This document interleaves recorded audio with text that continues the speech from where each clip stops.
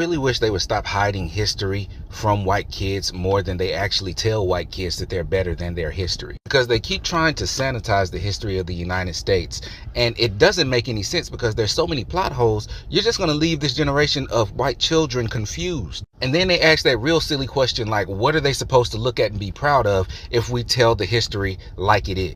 And honestly, I think they're looking at it the wrong way, because what I want them to do is to be able to see a Klansman and not see themselves in the Klansman. Some of these folks actually ate people. As a matter of fact, they hung people from trees and then they had a picnic afterward. For example, say your grandfather was abusive towards your grandmother. I don't care how many businesses is in his name. I don't care how many buildings is named after him. Fuck him. He hit granny. And that should be the long and short of history in the United States. White people need to be able to look at history, not relate to them, and be able to say, we are better and we're going to continue to do better. As a matter of fact, we're going to revisit the systems that were set up by this standard, and we're going to correct it as we go along, because this was not right. The George Washington that was in Hamilton is not the same George Washington that owned Mount Vernon in real life. And they try so desperately to blot out names like Malcolm X and certain events that happened, but why don't they ever talk about John Brown? He was a white abolitionist along with Garrett Smith. He was an abolitionist who used one of his estates, I believe, as one of the stations for the Underground Railroad. There are plenty of white, non-racist, non-bigoted, historical figures that they could talk about, but they want to spend their time sanitizing the hypocrites. Stop trying to sanitize lynch mobs and slave masters. Let's teach history correctly. John Brown struck terror into the hearts of slave owners. So you'd calling him a terrorist just lets us know what you believe. And I looked at your page and it looks like you're a Confederate apologist. So to be completely honest, I think it boils down to you just hating John Brown because he started the war you lost. Brown's father, Owen Brown, is anti-slavery, and so his first attitude about slavery comes from his father.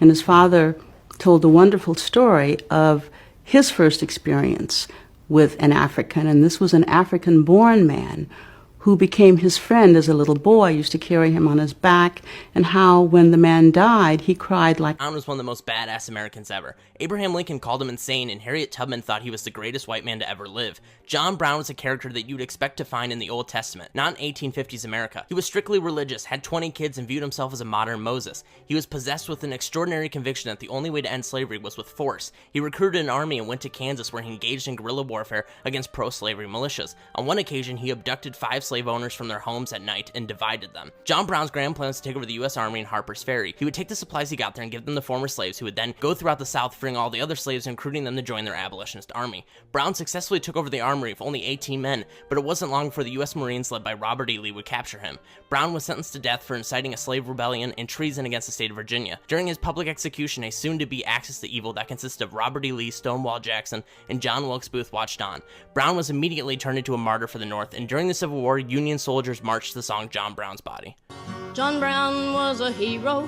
Sometimes it takes one historical fact to showcase all you need to know about a country. And here's one historical fact that will tell you a lot about the current state of America.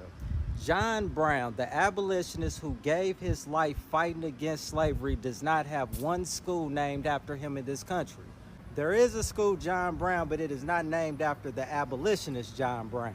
The John Brown I'm talking about was the first American executed for treason in the United States, and his charge was inciting a slave revolt. Not one damn school in America is named after him, but there's over 300 schools in the United States named after Jefferson Davis, the president of the Confederacy, and Robert E. Lee, the general of the Confederate Army. I asked Google's AI Gemini what did he think about this, and here's what he said. It's a stark contrast that highlights a troubling aspect of American history. While Davis defended slavery and led the Confederacy, John Brown fought against it, ultimately giving his life for the cause. The fact that schools were named after Davis, but not Brown, reflects a systemic bias that has persisted for far too long. It's a reminder that we need to continue to critically examine our past and make conscious efforts to honor those who fought for justice and equality. Even AI knows that's some bullshit.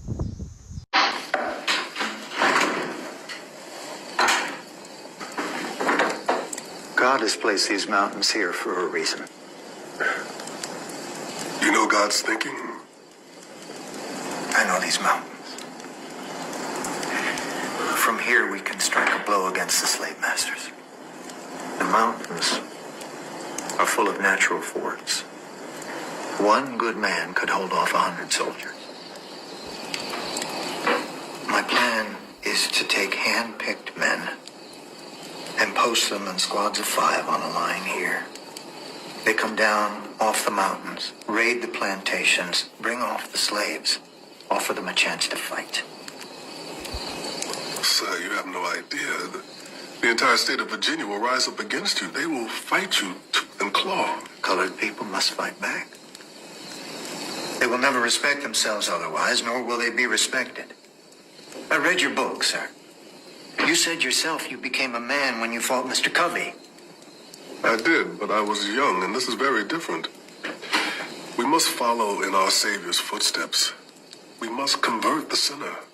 This is the sin right here. We sit here, all of us, debating this point of law. Whether the Constitution says this or that. And in the meantime, day after day and year after year, the slaveholders are free to do their worst. But if we stoop to bloodshed, we are no better than they are. You can preach for all eternity and nothing will ever change. Mr. Douglas, how many slaveholders have you converted? How many slaves have you freed? This is the most anti-racist man in history. His name was Benjamin Lay, and he was a 4'7" hunchback Quaker who was a proud abolitionist in the early 1700s. At one point, Lay was kicked off of a Caribbean island because slave owners didn't like the fact that he fought against slavery. Lay then moved to Philadelphia, where he continued his fight against slavery by handing out pamphlets and calling out churchgoers for owning slaves, even though the Bible said it was wrong. He never bought any products sold by slave owners and continued his fight for equal rights until he died in 1759.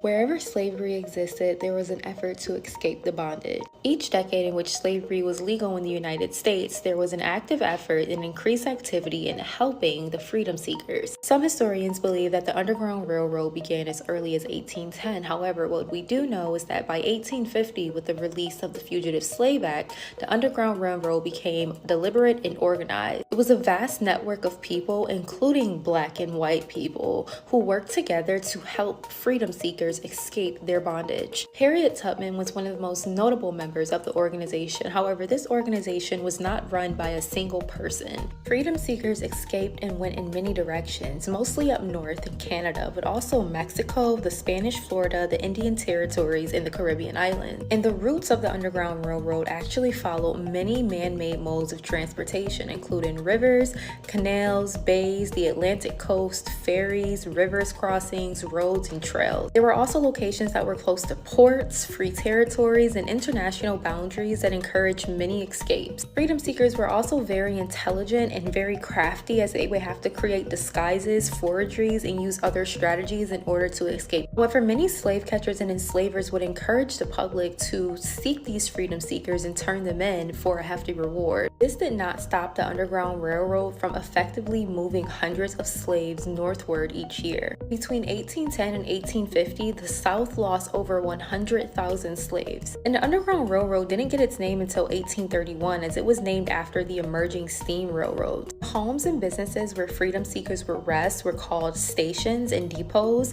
run by station masters, and those who funded the cause or contributed money or goods were known as stockholders. Conductors such as Harriet Tubman was responsible for moving fugitives from one station to the next. Many conductors would pose as slaves, sneak onto plantations, and guide these freedom seekers northward. They would then have to travel 10 to 20 miles to a depot, rest and eat, hide in barns, and then preserve energy to make the next trip. Station masters would receive messages from the conductors letting them know that they were on their way. And there were many vigilante committees that would fund, because this cost a lot of money, so they would actually funnel money in to help these freedom seekers escape. And these vigilante committees were typically found up north in New York, Boston, and Philadelphia. There were several notable people that participated in the Underground Railroad, including John Brown and Harriet Tubman, but there was also John Fairfield, who was the son of a slaveholder. There was a Levi Coffin, a Quaker, who assisted more than 3,000 slaves to escape. And while I've mentioned Harriet Tubman, she was responsible for making 19 trips into the South and escorted over 300 slaves to freedom. Underground Railroad was a widespread form of civil disobedience that involved many of all races and of all religions. Thomas Garrett,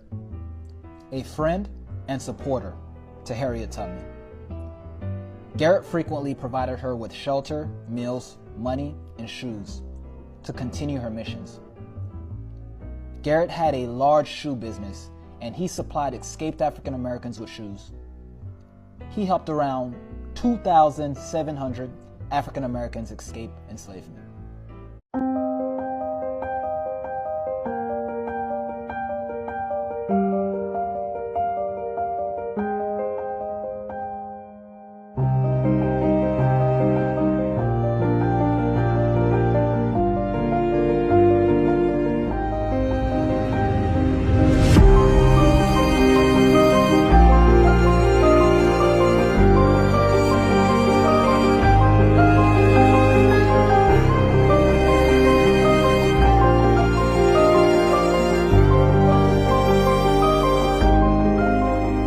A 19th century politician from Kentucky, Cassius Marcellus Clay, nicknamed Cash, was an outspoken abolitionist who fought off would-be assassins with a Bowie knife. Although he was born into privilege and his family owned enslaved workers, he ultimately freed them. Clay's bold abolitionism made him a target of pro-slavery Americans, and he survived attacks on his life, armed with a Bowie knife. Clay defended himself by stabbing would-be assassins on multiple occasions. While in the Kentucky House, he was nearly killed for being an abolitionist. The first attempt occurred during a political debate. The story goes that political enforcer Sam Brown was hired to take Clay out. He walked on stage and promptly shot Clay in the chest. But Clay did not go down, and instead struck Brown multiple times with his Bowie knife, ultimately cutting off Brown's nose and ear. The second attempt was an ambush by the Turner brothers, whose father was a pro-slavery politician. They surrounded Clay and proceeded to beat and stab him to near death, but once again used his Bowie knife to injure his attackers, and eventually ran down the eldest brother, Clay Turner, and stabbed him to death. Clay never shied from violence, as he participated in many duels. His beliefs and fiery reputation won him the nickname the Lion of Whitehall. Clay was also a founding member of the Republican Party and was pivotal in the campaign to elect Abraham Lincoln in 1860. One of his former slaves, Herman Heaton Clay, named his son Cassius Clay in honor of the abolitionist. That Cassius Clay then named his son Cassius Clay Jr., who would ultimately become the heavyweight champion of the world before changing his name to Muhammad Ali. In 1830, you could get killed for reading David Walker's Appeal. This pamphlet was the most radical and controversial anti-slavery document and call to arms. Some historians consider Walker's Appeal as the start of the abolitionist movement. In it, he exposes the hypocrisies of American Christianity and claims of freedom. He predicted the violence that was to come and described the savage brutality and cruelty black people had to live with every single day. Here, you can learn what made David Walker's Appeal such a profound piece of literature and its impact on history. Let no man of us budge one step, and let slaveholders come to beat us from our country. America is more our country than it is the whites. David Walker. David Walker was a free black man, originally from the South. He was the son of a free black woman and enslaved a man. He was born in Wilmington, North. Accurate history is teaching white Americans how white slave owners raped, beat, humiliated, mutilated, murdered, and cannibalized their slaves. Accurate history is teaching that George Washington's false teeth were made out of his slaves' teeth. Accurate history is teaching that Abraham Lincoln may have said some words and signed some shit, but he did not physically do anything to free the slaves. The white abolitionists also often get almost total credit for freeing the slaves. I bet you've never even asked yourself what the slaves were doing to free themselves, and the answer to that is most of the fucking work, including giving the ultimatum of war. But then we get a bunch of white people mad that their kids might feel guilty if we teach real history. It's not about your white child's feelings. Teaching accurate history isn't about white people's feelings, but that does sound like something that someone who's only ever been taught a white glorifying version of history would counter with. Ask why we ever felt like we needed to curate a false version of what white people did and did not do to black people to begin with. And then ask yourself why white-ass politicians are verbally attacking real history by calling it slurs, which is, by default, also the act of calling black people slurs.